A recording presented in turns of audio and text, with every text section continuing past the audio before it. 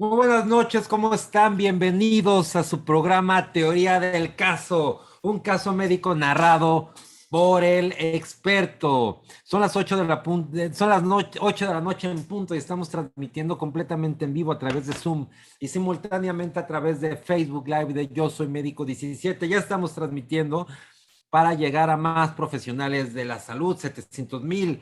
Llegamos a través de Facebook, 700,000 usuarios en todo el mundo.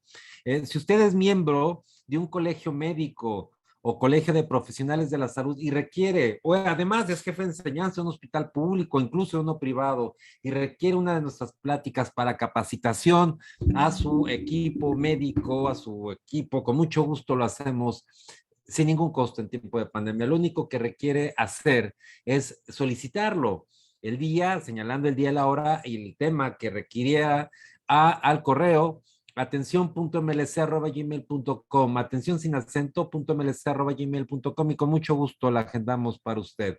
Esta plática quedará grabada y estará disponible para usted en YouTube, ¿sí? Entra a YouTube, teclea Medical Legal Center y estarán todos los lunes la teoría del caso, los martes nuestro podcast, el miércoles masterclass y ya saben, de lunes a jueves, todos los días, dos programas de La Voz del Residente, dos programas diarios. El lunes tenemos anestesiología y otorrinolaringología, el martes tenemos ginecobstetricia y pediatría, el miércoles tenemos la cirugía general y oftalmología debe ser, y el jueves ortopedia, traumatología y medicina interna. Exactamente, son 8 especialidades de La Voz del Residente y quedan aquí grabadas también y entran también, les llega el correo, si no sigan nuestras redes sociales, Facebook, Twitter e Instagram, y ahí está toda la información de todos nuestros programas.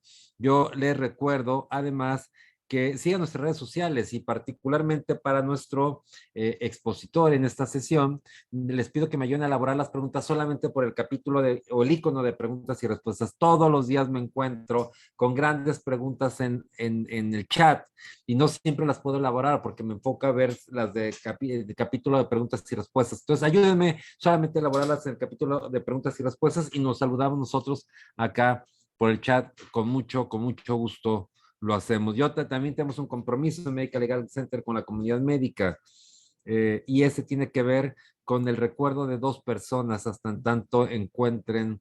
Son dos casos muy lamentables que no debieron ocurrir, que el primero es el caso de Luis Fernando y el segundo el caso del doctor Irán de Tapachula. El doctor Luis Fernando es un estudiante que estaba haciendo de medicina, que estaba haciendo su servicio social, un estudiante de la Universidad Autónoma de Guadalajara, que lo estaba haciendo al norte del estado y cuando le piden asistencia en Fresnillo en una ambulancia y es asesinado.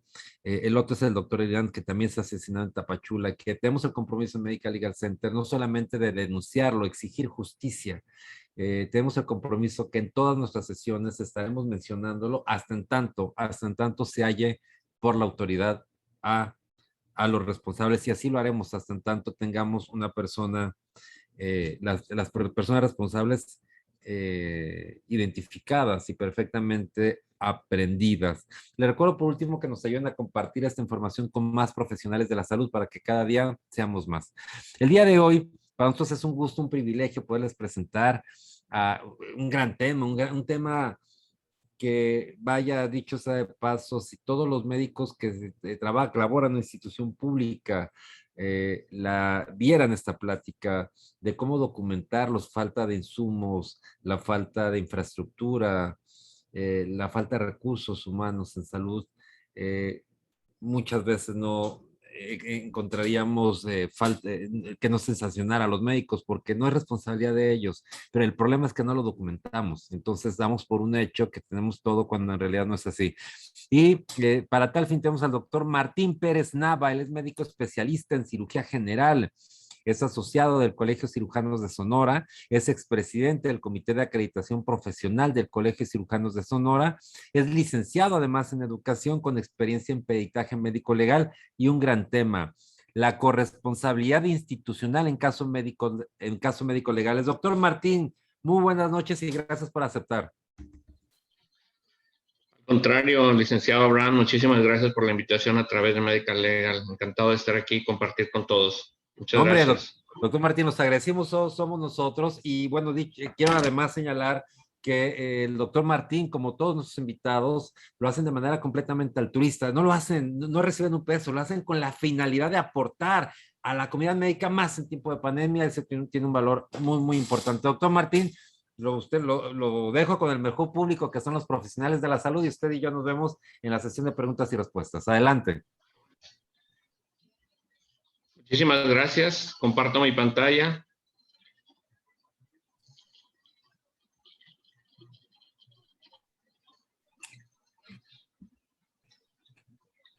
Gracias, ya lo mencionaba.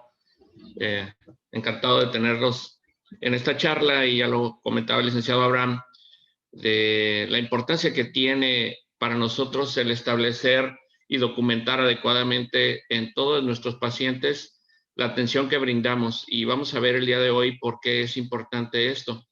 Si bien la mayoría de las instituciones, sobre todo públicas, no cuentan con la debida infraestructura a veces para llevar a cabo todas las atenciones médicas, pues sí es muy importante que tengamos la conciencia de ello y el poder documentarlas para evitar situaciones que de alguna u otra manera puede afectarnos, sobre todo cuando los pacientes no evolucionan de manera favorable y presentan demandas ya sea penales, civiles o administrativas, y en este caso pues estaremos viendo cada uno de ellos a través de un ejemplo de un caso en el cual existe una corresponsabilidad institucional. Sin embargo, la falta de documentación de esta situación pues hace que el médico tenga que demostrarlo, y en este caso no vamos a hablar de culpas o de si hay ejercicios de las acciones o no, sino de cómo tenemos que hacerlo y que nos sirva de ejemplo.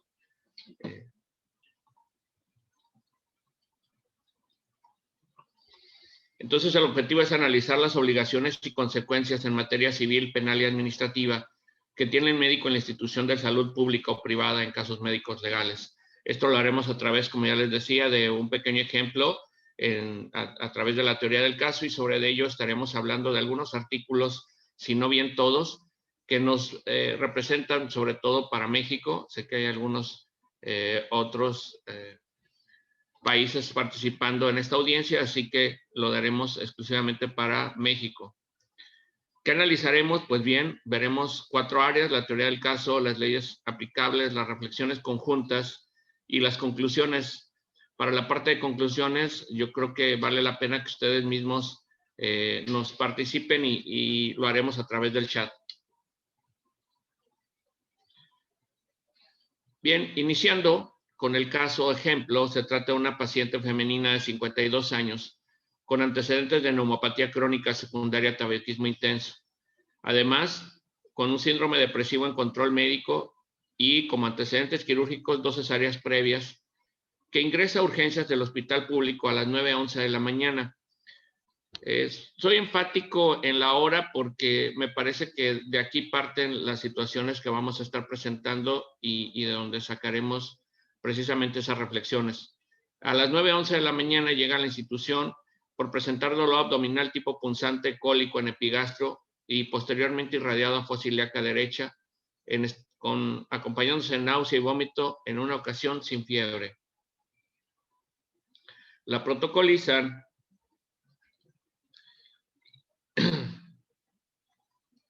hacen el protocolo y entonces se encuentran a una paciente consciente, orientada, con facies dolorosa, tórax sin alteraciones, encuentran un abdomen globoso por presencia de panículo adiposo, peristalsis, se ausculta normal, no palpándose más tumoraciones, hay dolor al palpación en fosa ilíaca derecha con rebote positivo, un signo de talopercusión positiva y un punto de McBurney positivo, con un signo de Giordano negativo. Los resultados de laboratorio tomados a ingreso reportan una hemoglobina de 14.2 gramos por decilitro, leucocitos de 6.800 leucocitos, plaquetas 322.000.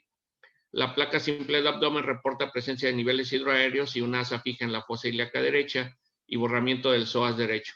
Y se solicita la valoración por cirugía general.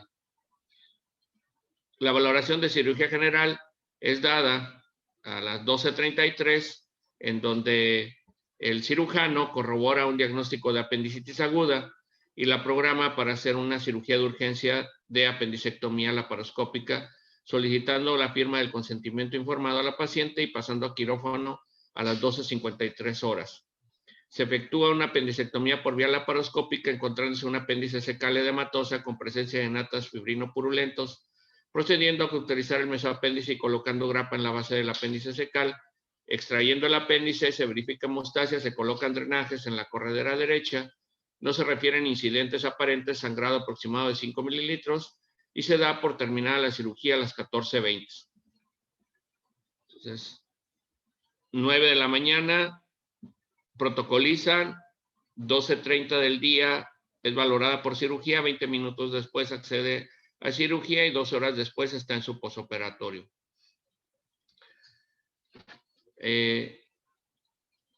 La siguiente nota que está dice que se refiere al ingreso a piso de cirugía general a las 20:30 horas, encontrándose consciente, orientada, un tórax sin alteraciones, abdomen globoso con presencia de 3 heridas quirúrgicas, con escaso sangrado, peristalsis disminuida, la palpación, blando, depresible, doloroso, con signos vitales, una tensión arterial de 120/70, frecuencia cardíaca de 88 latidos por minuto, temperatura de 35,5, manejada con soluciones parenterales, antibióticos, analgésicos, omeprazol por vía intravenosa, y a las 21:20 se reporta con aumento del dolor abdominal, peristalsis disminuida y no sangrado por drenaje. Para la medianoche es valorada por el cirujano general en turno, encontrando un aumento del dolor abdominal, distensión abdominal, peristalsis ausente, salida por drenaje de líquido de características intestinales, y a la palpación se encuentran datos de irritación peritoneal, por lo que decide programar a cirugía de urgencia, haciendo una laparatoria exploradora, firma el consentimiento y solicita pasar a quirófano a las 00:57 horas. Durante la cirugía se encuentra líquido de características intestinales en el abdomen inferior, aproximadamente 200 mililitros, presencia de natas de líquido de características inflamatorias, 200 mililitros, y en el abdomen superior hay una doble perforación en nasa de intestino delgado, una localizada a 150 centímetros del trach y la otra a 120 de la válvula ileocecal, así como 3 perforaciones en raíz del mesenterio. Se cierran perforaciones del mesenterio y se lava cavidad, se efectúa ileostomía en nasa en el sitio de las perforaciones intestinales y se cierra la parada abdominal colocando un vacuum, dando por terminada la cirugía a las 3:53 horas.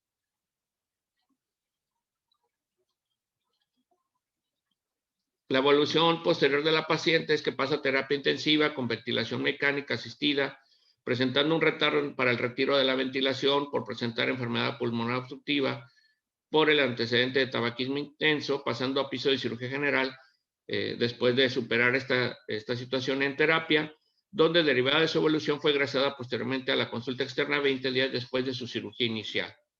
Se refieren ingresos a urgencias por presentar alteraciones hidroelectrolíticas secundarias a un alto gasto de ileostomías, mismas que fueron atendidas de acuerdo a lo descrito por las alteraciones, y 5 meses después de la primera cirugía es sometida a una segunda cirugía por los mismos cirujanos que la atendieron para el cierre de la derivación intestinal, la cual es exitosa y se restablece el tránsito intestinal sin complicación reportada.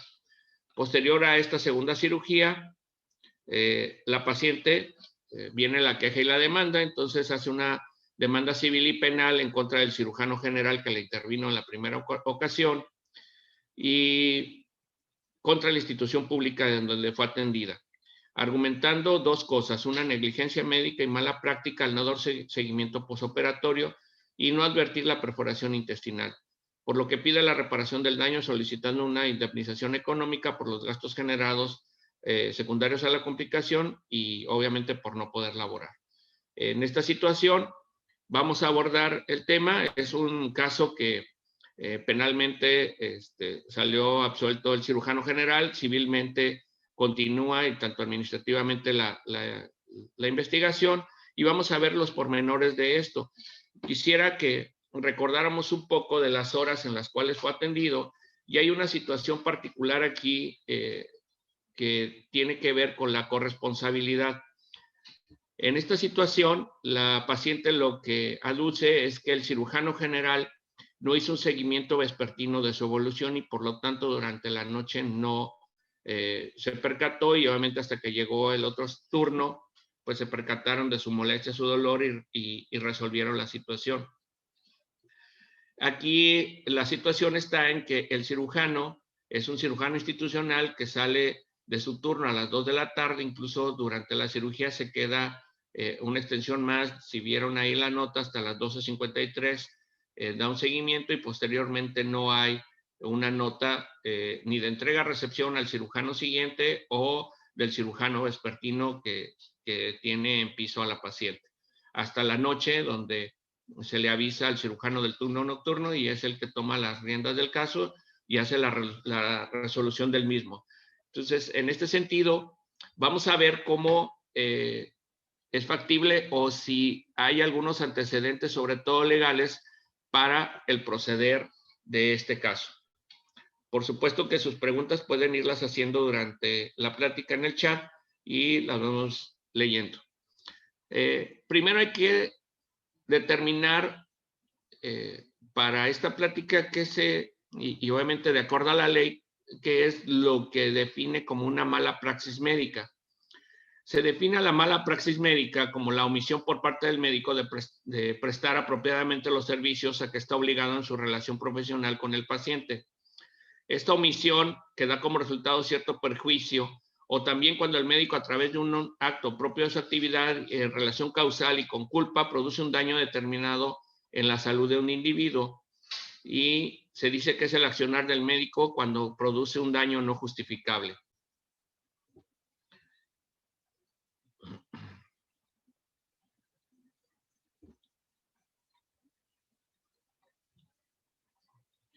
La mala praxis médica puede darse de dos formas, de acuerdo a la ley: es por omisión, en donde el profesional no cumple con el deber a que está obligado, lo que puede ocasionar daños al paciente, por ejemplo, el examen clínico incompleto.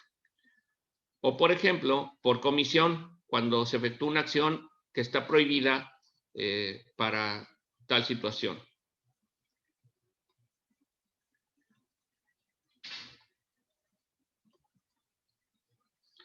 La negligencia es el incumplimiento de los principios de la profesión. Lo que se debe hacer no se hace, o sabiendo lo que se debe de hacer, lo que no se debe de hacer se hace.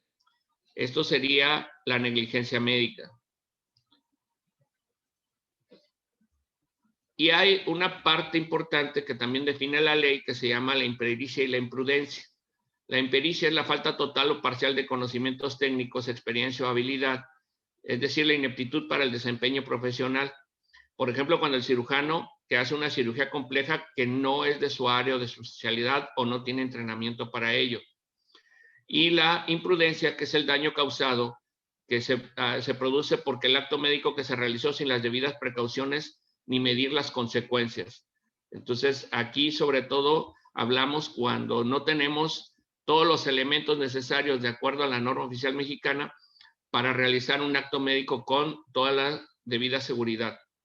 Aquí también entra a cabo, por ejemplo, un director del centro quirúrgico que tolera que los anestesiólogos, por ejemplo, abandonen el quirófano o que se ausente tal o cual profesionista o especialista sabiendo que puede requerirse de sus servicios. Los tipos de responsabilidad médica, hay tres tipos. Aquí hay la responsabilidad civil, en la que se obliga a la indemnización de los daños y perjuicios. Si se daña, se debe reparar porque se afecta un patrimonio. La responsabilidad penal, que surge del interés del Estado y de los particulares interesados en sostener la armonía jurídica y del orden público, por lo que las sanciones penas son las que se imponen en el Código Penal: prisión, reclusión o multa. Y la administrativa, hay dos: la que no tiene nada que ver con las dos anteriores responsabilidades y la pena que se aplica en el apercibimiento o la inhabilitación del funcionario. Ahora bien, ¿qué hay respecto a quién es corresponsable o quién tiene la responsabilidad a nivel institucional? Cuando uno pone a indagarse, de repente uno como bien nos comentaba al inicio el licenciado Abraham, uno piensa que por trabajar en una institución uno está libre o que la institución tendrá la responsabilidad directa sobre el acto, sobre todo en los aspectos penales, que es los que más nos preocupan y nos ocupan, y de los cuales se ha ido creciendo las situaciones de demanda penal hacia el acto médico. Déjenme decirles que jurídicamente las instituciones, y ahorita lo vamos a ver en estos artículos, no tienen una corresponsabilidad penal, y esto está escrito en la ley, porque no se puede hacer un ejercicio de la demanda o no se puede ir contra las instituciones de salud. Entonces, en realidad, quien está aquí sería la figura legal, en este caso el profesionista, a través de el Código Nacional de Procedimientos Penales, en su artículo 228, nos señala que los profesionistas, artistas o técnicos y sus auxiliares serán responsables de los delitos que cometan en el ejercicio de su profesión en los términos siguientes, sin perjuicio de las prevenciones contenidas en la Ley General de Salud o en otras normas sobre el ejercicio profesional.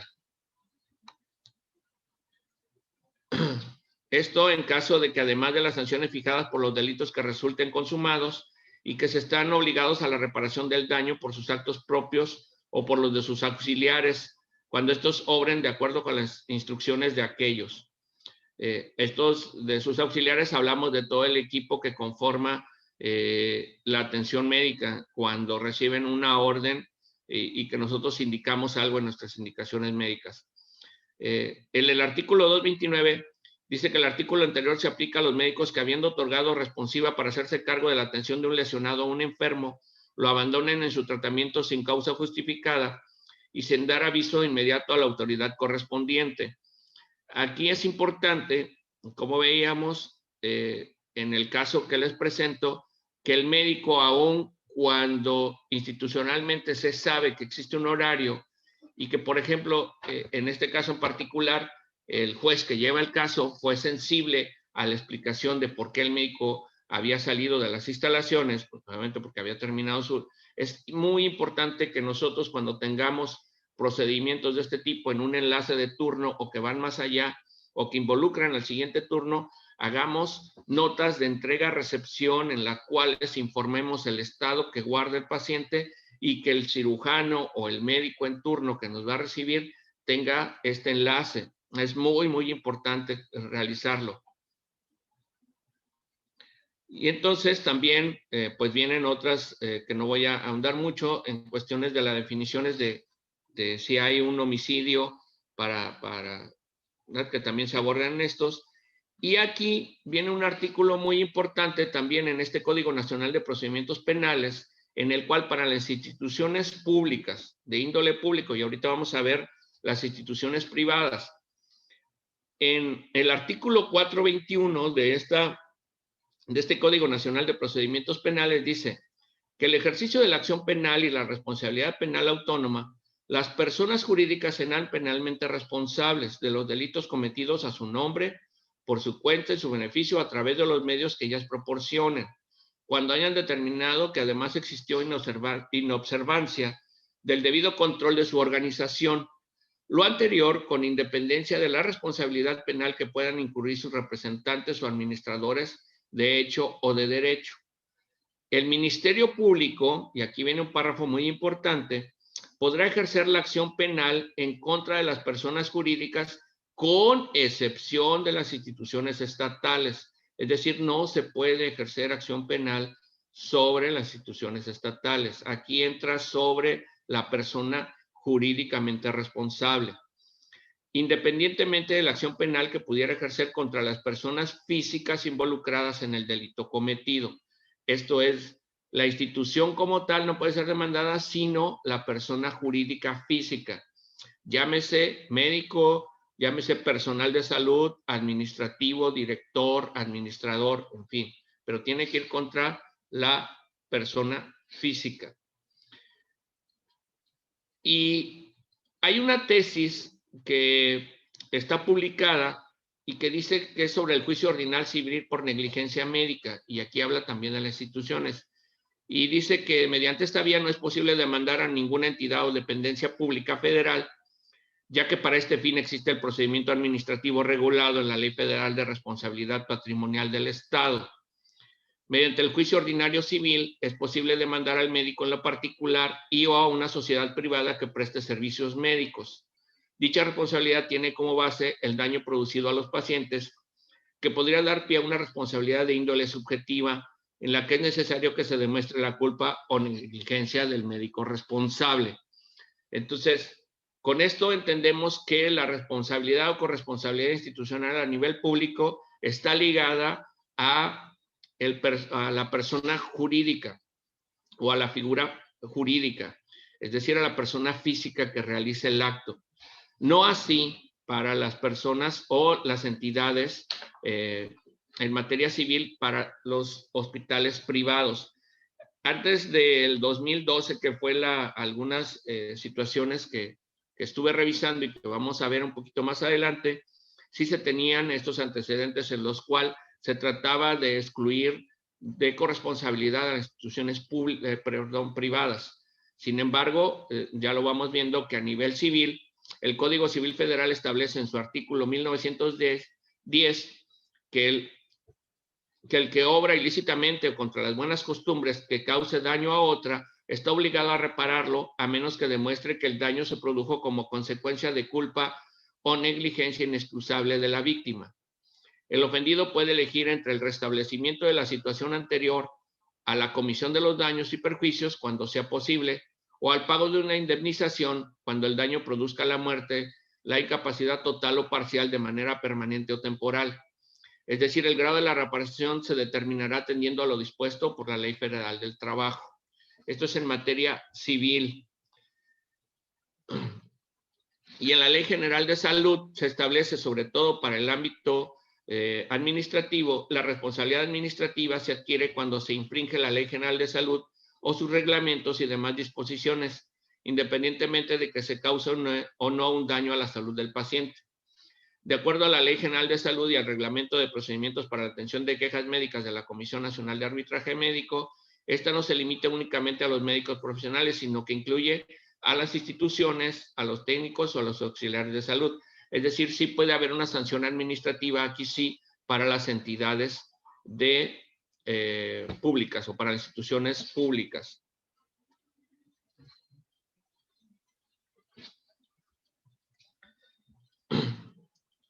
Las sanciones por responsabilidad administrativa se disponen en el artículo 417 de la Ley General de Salud, que consisten en una amonestación con apercibimiento, en la multa, la clausura temporal o definitiva del lugar, o que podrá ser total o parcial y el arresto hasta por 36 horas.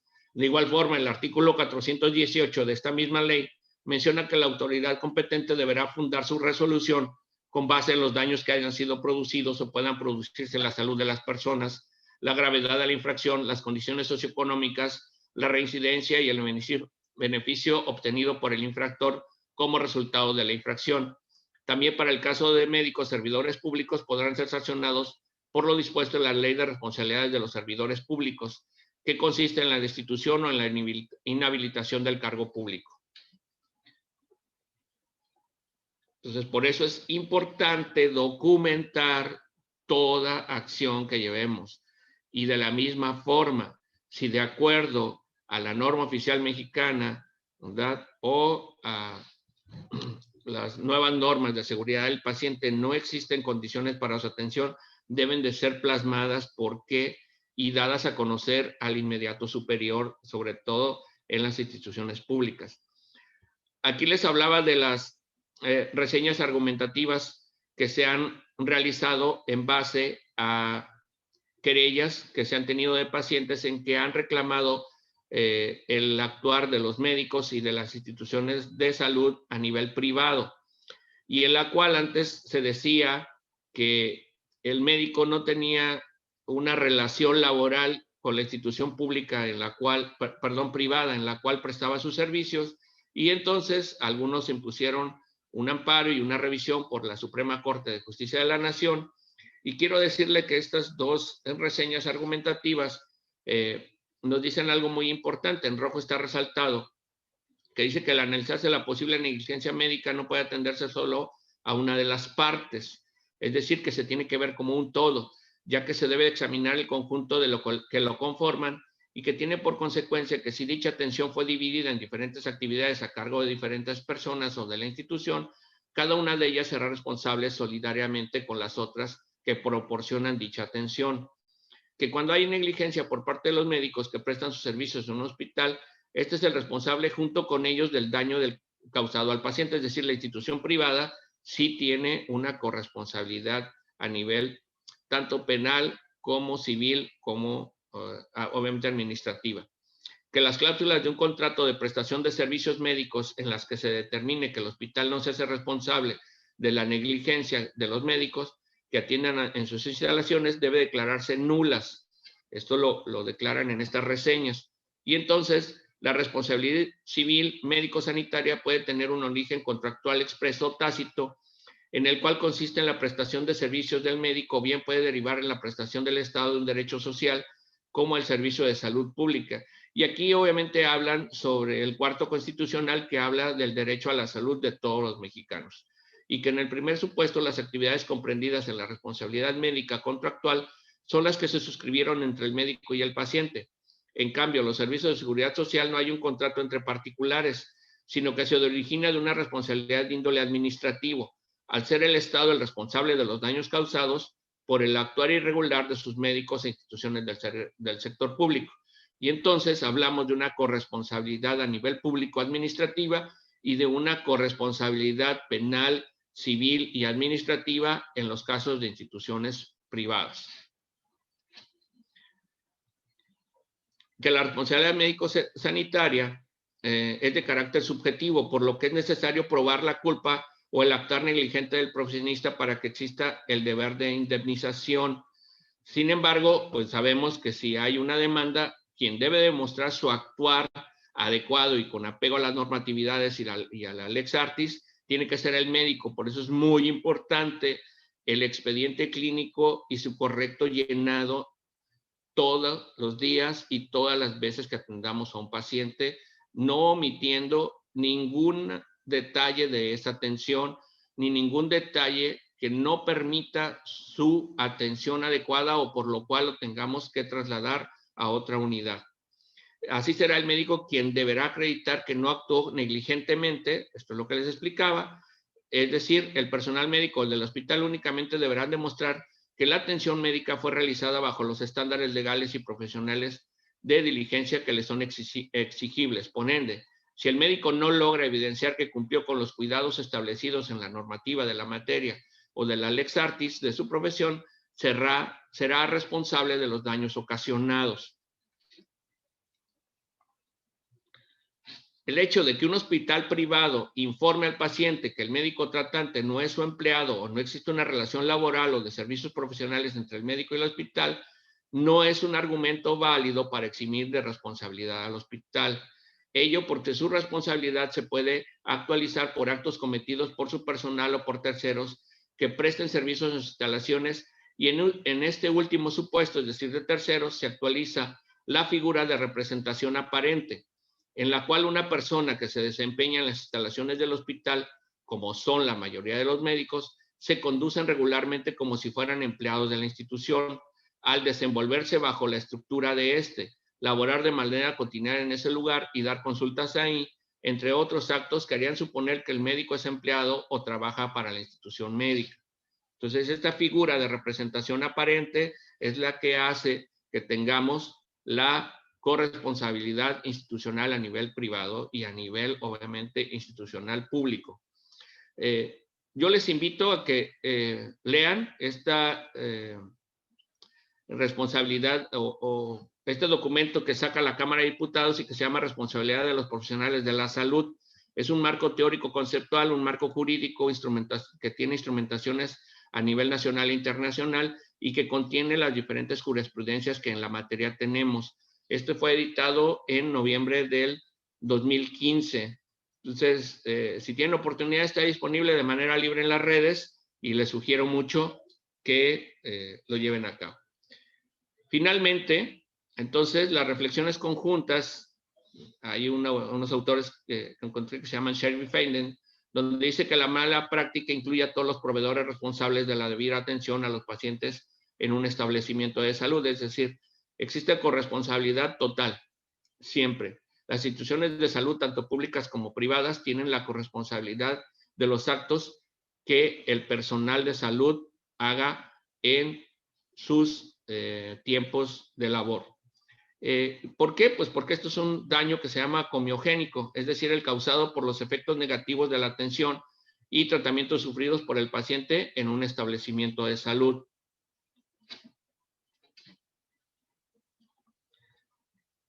En el día a día, ¿qué tenemos que hacer? Documentar cuidadosamente los hallazgos clínicos positivos y negativos. Cuidadosa redacción de la historia clínica. De ser necesario, referir al paciente a un especialista, a una subespecialista o a otra unidad médica que cuente con lo necesario para su atención. No lo omitan, ¿verdad? Porque entonces son corresponsables y se vuelven responsables de esa omisión.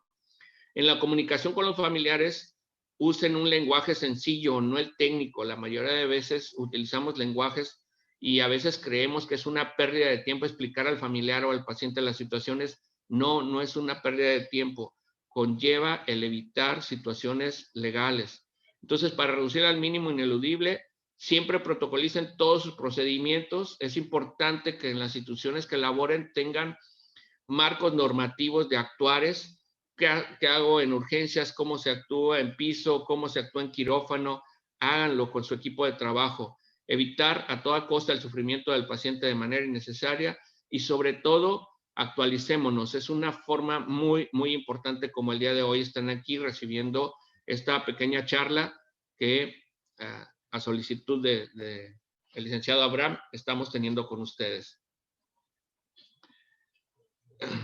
Y bien, me gustaría mucho que las conclusiones las pudiésemos hacer en conjunto y que su participación a través del chat y de reflexiones conjuntas pudiéramos cerrar con ello. Y pues bueno, estamos en tiempo, nos adherimos a los 40 minutos que fuimos convocados y espero haber cumplido con las expectativas y tener esto en su mente ya un bagaje más amplio de la corresponsabilidad institucional en los casos médico-legales. Muchísimas gracias y quedo abierto a sus comentarios. Muchas gracias. Muchísimas gracias. Pues hay muchas preguntas, entonces vamos a iniciar con ellas. Nomás, ojalá me pueda ayudar a dejar a compartir la pantalla para nomás vernos nosotros.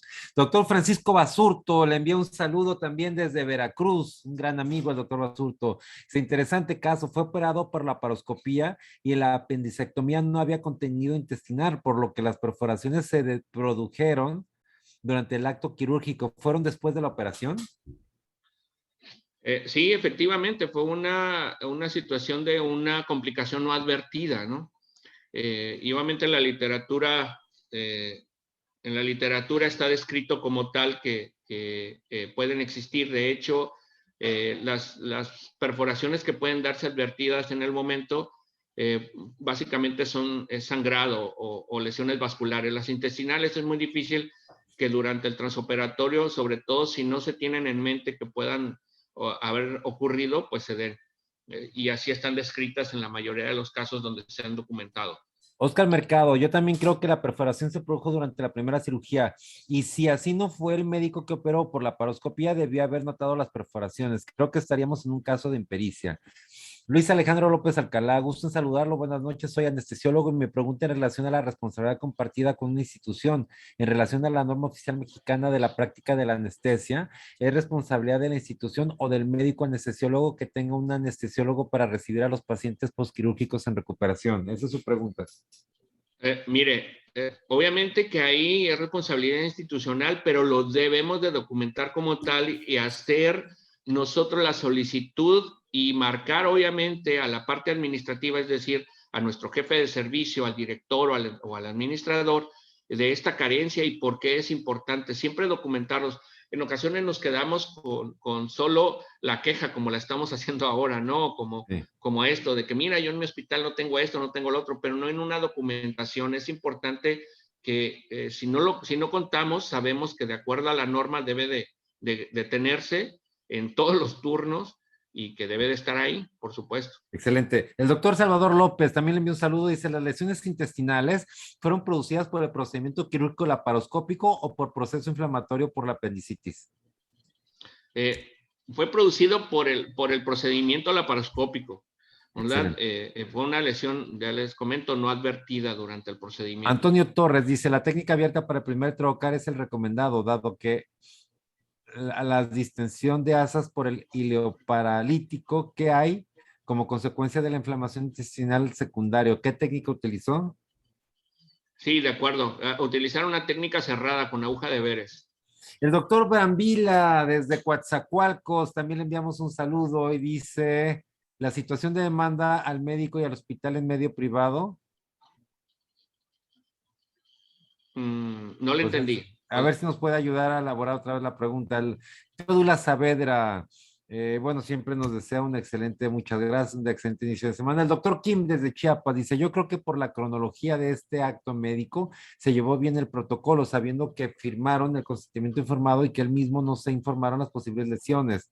Y en el mismo, sí, así es que se pueden ocasionar durante una cirugía laparoscópica, ya que es bastante difícil observar bien los sitios quirúrgicos. Se deberían haber explicado al paciente y familiares por la cronología de atención adecuada. Sí, aquí obviamente yo les dije que tuviésemos muy en mente las horas porque en realidad la atención fue muy adecuada. De hecho, es lo que ha ayudado al caso y a demostrar que dentro de la literatura es una lesión no advertida que puede producirse, que hay un consentimiento informado que les fue descrito. Sin embargo, lo único que hizo falta, y por eso les decía que, bueno, aquí la sensibilidad del juez que lleva el caso en este sentido, pues él entiende que el médico no abandonó per se por una voluntad a la paciente en cuestiones, sino que terminaba su horario laboral y que institucionalmente continuaba otro. Sin embargo, no hay esa nota de enlace. Entonces, por eso les decía que es importante que en las notas de enlace existan, sobre todo cuando dejamos pacientes en un postoperatorio inmediato. Entonces, sí es muy importante.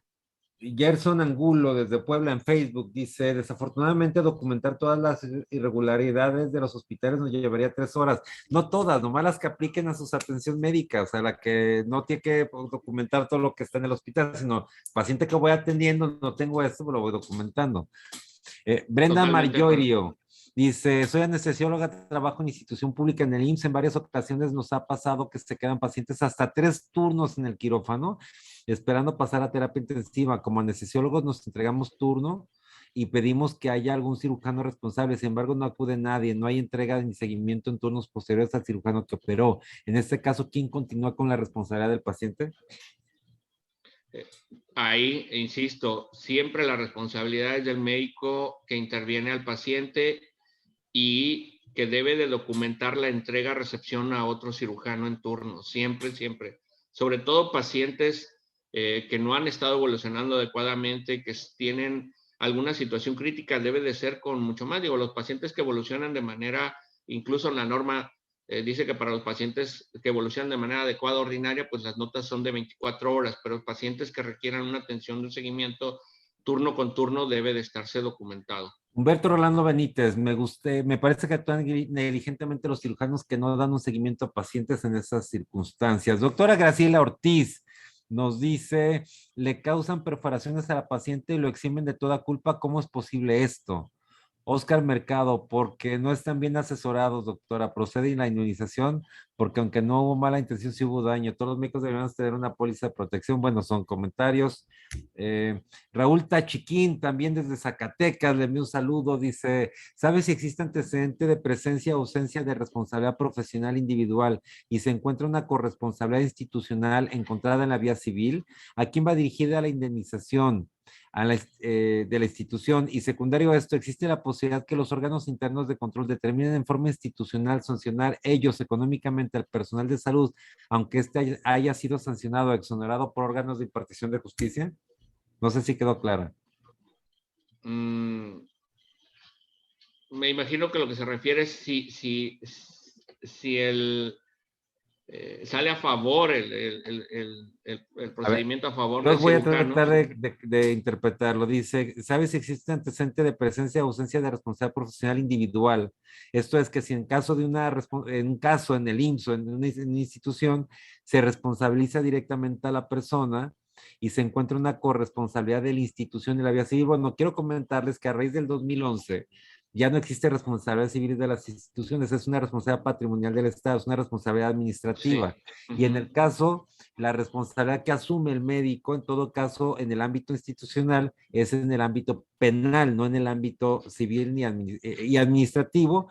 Bueno, el órgano interno de control sí puede instaurar un proceso de investigación porque el médico no haya realizado su sanción adecuadamente. Y sí puede, a pesar de que pueda ser exonerado o sancionado en el ámbito penal, en otro ámbito puede ser sancionado o condenado en el ámbito administrativo. Cada procedimiento es diferente, puede ser sancionado penalmente y exonerado civilmente o viceversa. Sancionado son procedimientos independientes y la resolución puede ser diferente en cada caso. Oscar Mercado, ¿cómo es eso que dice que el médico debe comprobar que no actuó negligentemente? ¿Acaso no es inocente hasta que demuestre lo contrario? Pues debiera de ser, en realidad, sino que en realidad lo que se nos pide a nosotros como personal de salud es el apego a la lex artis. Y al apegarnos ahí, obviamente dice que debemos de cumplir la normatividad vigente. Y entonces por eso es tan importante el expediente clínico, porque de ahí se fundamenta todos los actos. Es el documento oficial en el cual documentamos qué es lo que hacemos o no hacemos con el paciente y por qué lo hacemos o por qué no lo hacemos. No, yo voy a Entonces, aportar un ahí poco es. más, si me permite, doctor. Bueno, yo quiero comentar al doctor Oscar Mercado que en estricto derecho así debería de ser. Hay un principio elemental de derecho que dice que el que afirma está obligado a probar, particularmente en materia civil y administrativa. Sin embargo, hay excepciones y la excepción, les voy a poner un ejemplo, en materia penal la tienen en los procesados y en el ámbito laboral los trabajadores. En el ámbito laboral, por ejemplo, el trabajador no necesita acreditar nada. Es el patrón el que tiene que acreditar y dirán, a ver, ¿cómo va a acreditar un hecho negativo? ¿Cómo acredito que una persona no trabajó conmigo? Bueno, pues es una incongruencia, pero se supone que el trabajador no tiene que acreditar nada porque está en una desventaja procesal o legalmente ante el patrón. Bueno, hay una resolución de la Corte, que es a la que se refiere el doctor en este criterio, que dice que en materia de salud tiene mayor acceso a la prueba el médico, porque el paciente está en desventaja para poder probar si el acto médico fue adecuado o no, porque él no tiene ahí por ejemplo, un video para ver la grabación, etcétera. Entonces, que en estos casos médicos es el médico o la parte médica, con sus excepciones, por supuesto, quien tiene la obligación de probar, como dice el doctor Martín, que hizo las cosas bien. Entonces me dirán, ¿cómo? Pues sí, o sea, es un caso de excepción que tenemos que acreditar que nosotros hicimos las cosas bien. Y también, doctor Oscar, muy buen comentario, muy buena su pregunta. Francisco Estrada, excelente charla. Gustavo Leal, las perforaciones intestinales se produjeron durante la cirugía laparoscópica, ya lo comentó, dijo que sí. Saludos del doctor Robles Temaz, le mando saludos hasta San Luis Potosí. Erika Noemí Altamirano, ¿cómo se llama la acción cuando un médico atiende a un paciente fuera de su institución pública, ya sea para realizar una cirugía o una consulta extra? Doctor. A ver, no le entendí la pregunta. Erika Noemí Altamirano dice, doctor, ¿cómo se llama la acción cuando un médico atiende a un paciente fuera de su institución pública, ya sea para realizar una cirugía o una consulta extra? ¿Lo comentó en la plática? No lo comenté, No, ¿verdad? pero finalmente es el acto médico propio, ¿no? Independientemente de si acude fuera del horario o algo, pues obviamente está asumiendo la responsabilidad de la atención. Ahí siempre yo lo que de igual manera, si ustedes atienden a un paciente fuera de su horario, también anótenlo como tal y pónganlo, ¿no? Finalmente Okay. es un acto médico como tal. Gustavo Leal, existe el término de negligencia institucional por la falta de gestión y no documentar con procesos debidamente consensuados. ¿Qué sucede en ausencia de personal específico y quién se responsabiliza de la evolución de los pacientes? le recuerdo ahí, obviamente, la responsabilidad vendría siendo administrativa y, por supuesto, si existen alguno de esos contra la figura física, es decir, contra el director, el administrador, el subdirector, quien esté a cargo en ese momento es quien tiene la responsabilidad, siempre y cuando nosotros documentemos este suceso. Si no, cae en la responsabilidad de quien está haciendo el acto médico. Santiago Rodríguez, ¿cómo se llegó a la conclusión de que fue la aguja de Beres? No se llegó a ninguna conclusión de ese tipo. Okay. Me preguntaban cuál había sido el tipo de acceso que había tenido el paciente y se utiliza al inicio de las cirugías en donde se introduce una aguja especial para insuflar el abdomen, pero no fue la aguja de Beres. Marielena Ramírez dice, soy enfermera y lo que puedo mencionar es que debe haber responsabilidad del servicio que operó al paciente en todo momento, por lo menos en cada turno, sea en recuperación o piso, para disminuir complicaciones, y sí es muy importante documentar todas las acciones tanto de médicos como de enfermería y así como de las necesidades institucionales, porque siempre como trabajadores solucionamos o improvisamos para dar atención y esto a veces nos hace finalmente culpables. Bueno, dicho de ese paso ahorita con este tema, muchas veces en la investigación las notas de enfermedad dan más luz que las notas médicas y a veces se contradice, entonces mucho cuidado con eso.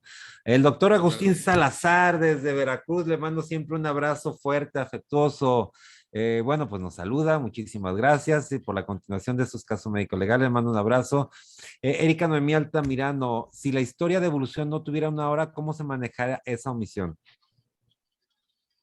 Pues sí, de igual manera, sí, dependerá del tipo de De la demanda que utilicen, si es penal, civil, administrativa, bueno, pues ahí. exacto, y de la Recordemos repercusión. que existe una norma oficial del expediente clínico donde dice que debemos que poner la hora.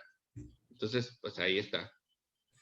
Exactamente, y depende de la importancia que revista en el proceso la hora exacta. Entonces, Ernesto Selgado está, y recuerdo aquel caso de Oaxaca, caray, donde Denise Merkel nos decía, es que a tal hora dijeron que habían operado y ahí están las grabaciones, pero pues ella no sabía que no son exactas las horas que documentamos. Ernesto Salgado está hablando de la revisión de la carga de prueba, más bien de la mejor posibilidad de prueba, que es no que la reversión de la carga de la prueba es cuando en el campo, en el ámbito laboral, cuando la otra parte, yo niego un acto y le regreso la carga de la prueba a otra parte. Aquí no, aquí en el ámbito civil habla de la mejor posibilidad de prueba, o sea, quién tiene mejor posibilidad de acreditar un acto médico. Pero muy buen comentario. Angélica Azul, desde la Ciudad de México, nos saluda, muchas gracias, Rubí Angélica. Martín Vasconcelos, excelente, completa y muy ilustrativa plática. Sin duda, el pilar ante una demanda, la elaboración adecuada y completa del expediente clínico es preponderante, pero es importantísimo tener una adecuada relación con los pacientes y por ende con la familia. Lo dijo todo, tal cual una excelente relación con el paciente está sobre todo lo demás. Raúl Tachiquín, en las instituciones públicas por materia de acreditación es común tener casi el 100% de material, equipo e insumos, pero al resultar acreditados estos insumos no vuelven a estar disponibles. Eso entra documentado en responsabilidad institucional, la simulación. Bueno, ¿qué le digo? Ya lo dijo también todo. ¿Qué opina, doctor? Eso es cierto, caray. Híjole, pues no debiera existir. En realidad, yo creo que nos estamos autoengañando, ¿no? Finalmente, pero bueno. Vivimos en una cultura en la cual yo les digo que la cultura del error no se vive de la manera adecuada en nuestro país, ¿verdad? Si entendiéramos el error como una posibilidad de mejora, esto cambiaría sustancialmente la visión que nosotros tuviésemos en nuestro actuar médico, ¿no? ¿Verdad? Sin embargo, pues aquí tenemos miedo porque somos señalados, entonces en vez de tener esta cultura de declarar, oye, omití esto y fíjate que puede pasar esto para mejorar, en ocasiones el mismo equipo nos señala como negativos, ¿no? Entonces, pues ese temor. Dos comentarios. Por una parte, lo que es el doctor Raúl Tachiquine, comentaba el doctor Jorge Luis Mariña Larena que así van pasando todo el equipo de un hospital a hospital hasta que se certifican todos. Pero sin embargo, como usted dice, incluso estos criterios de certificación establecen, o estándares de certificación establecen precisamente que se tienen que documentar los errores, precisamente para no cometerlos, pero aquí no se documentan. Parece que nadie comete errores, caray. A ver, Martín Murguía, es una institución pública, si el personal de la salud reincide constantemente en omisiones de la norma del expediente clínico, se puede sancionar de alguna manera internamente. Por ejemplo, si un médico frecuentemente omite el registro de los signos vitales en sus notas médicas. Sí, claro, pueden iniciarle Claro, procedimientos administrativos, claro, totalmente. Sí, sí, sí. completamente. O sea, es una sanción, pueden tener sanción administrativa. De hecho, hay quienes, doctor Martín, también le han apostado a no hacer notas. Entonces dice, no hago Ujú. notas, entonces si hay un problema legal, no aparezco en el expediente, no me citan. Pero esa a veces es contraproducente porque a veces pega, pero a veces no pega. Entonces, a ver quién estuvo tal día en tal servicio, a ver cómo que fuiste a trabajar y no hiciste nota, entonces no hiciste nada. Entonces viene la responsabilidad por omisión.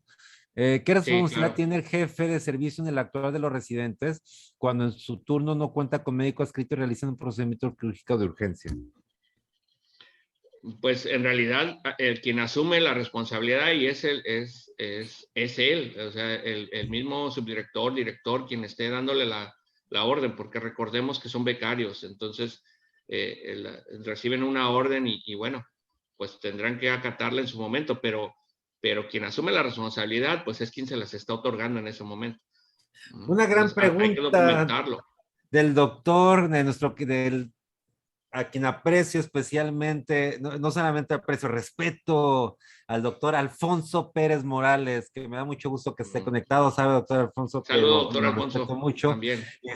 Le manda saludos también, doctor Martín, a usted. Dice, excelente presentación y comentarios. Si el cirujano que operó antes de salir de su turno pone su nota manifestando estabilidad del paciente y que queda a cargo del siguiente turno, el médico que ingresa no pone ninguna nota, ¿en quién deriva la responsabilidad? O sea, un médico dice, antes de salir, pone el paciente estable y queda a cargo del siguiente turno.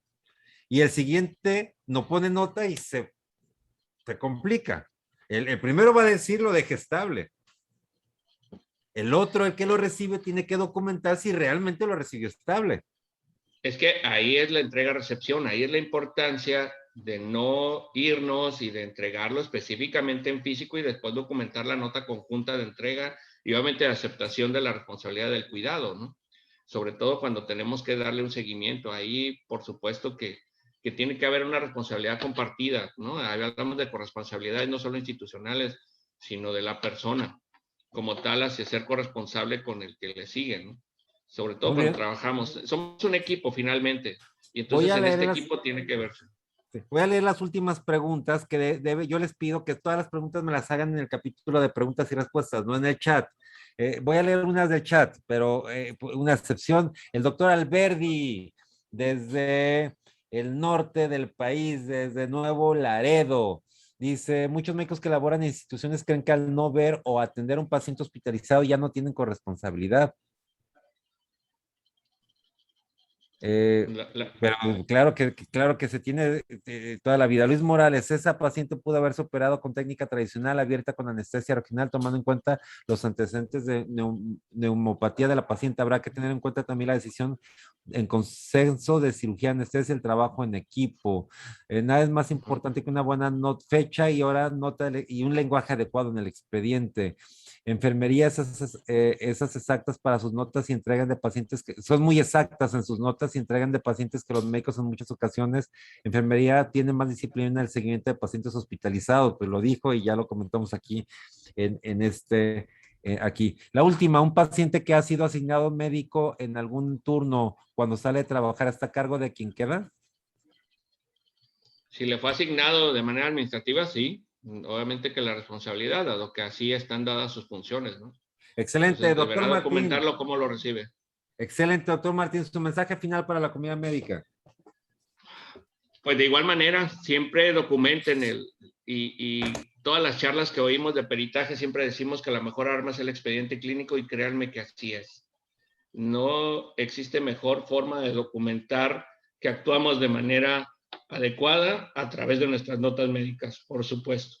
Muchas gracias. No, hombre, muchas gracias a usted, doctor Martín. Yo quiero agradecer que se hayan conectado. También recordarles que si usted es jefe de enseñanza de un hospital público privado o miembro de un colegio de profesionistas en el ámbito de la salud y requiere una de las pláticas de Medical Legal Center, no duden en contactarnos. Solamente tiene que solicitarlo al correo atención.mlc@gmail.com, atención sin acento.mlc@gmail.com y estar al tanto de nuestras redes sociales, Facebook, Twitter, Instagram, Medical Legal Center y La Voz de Residente para ver nuestros programas que estamos teniendo lunes, miércoles, el lunes teoría del caso, miércoles masterclass, el martes el podcast y de lunes a jueves La Voz del Residente en anestesiología, ginecología, pediatría, otorrino, oftalmo, medicina interna y ortopedia.